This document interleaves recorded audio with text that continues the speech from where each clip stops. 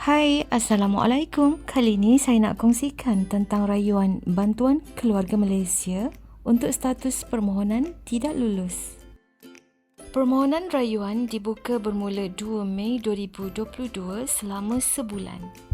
Rayuan bertujuan untuk mempertimbangkan semula permohonan yang tidak diluluskan dan semakan semula dokumen oleh lembaga hasil dalam negeri.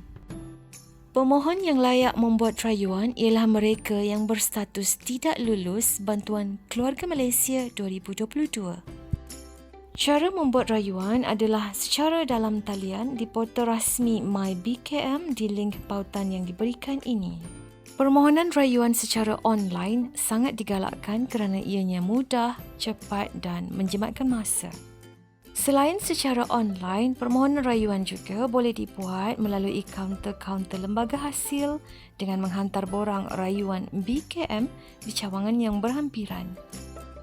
Berikut dikongsikan cara membuat rayuan secara online iaitu satu menu permohonan rayuan dalam portal MyBKM akan dibuka pada 2 Mei 2022 bagi membolehkan pemohon yang berstatus tidak lulus untuk membuat rayuan. Anda perlu log masuk MyBKM dengan mengemukakan ID dan kata laluan yang telah didaftarkan sebelum ini. Antara sebab tidak lulus BKM 2022 ialah kelemahan dalam mengurus dokumen. Pemohon biasanya menyertakan dokumen yang tidak lengkap ataupun dokumen yang tidak tepat dengan maklumat yang telah diberikan dalam sistem. Oleh itu, semasa proses rayuan, pemohon dikehendaki mengemukakan dokumen sokongan bergantung kepada kod tidak lulus permohonan BKM 2022. Antara dokumen yang diperlukan seperti MyKad pemohon atau pasangan, MyKad atau MyKit anak, sijil lahir anak bagi pengesahan status kewarganegaraan dan juga dokumen pengenalan pasangan serta lain-lain dokumen yang berkaitan. Kalau kita tengok status permohonan dalam gambar ini, mengemukakan bahawa status tidak lulus dengan kod 41 keterangan pemohon atau pasangan memiliki kediaman melebihi syarat kelayakan. Ini bermakna sekiranya telah melebihi syarat kelayakan, pemohon bukanlah terdiri daripada kategori B40. Seterusnya, berikut merupakan kod keterangan tidak lulus BKM. Kod 04 hubungan anak dengan pemohon tidak sepadan. Untuk kod tidak lulus ini, pemohon perlu mengemukakan dokumen pengesahan anak seperti sijil lahir, MyKad ataupun MyKit yang sah. Seterusnya, kod 06 pemohon tidak melepasi syarat kelayakan bagi kategori bujang. Bagi kod tidak lulus ini, pemohon perlu mengemukakan sijil cerai ataupun sijil kematian pasangan. Kod tidak lulus seterusnya ialah kod 09 di mana semakan rekod agensi mendapati pendapatan pemohon melebihi RM2,500.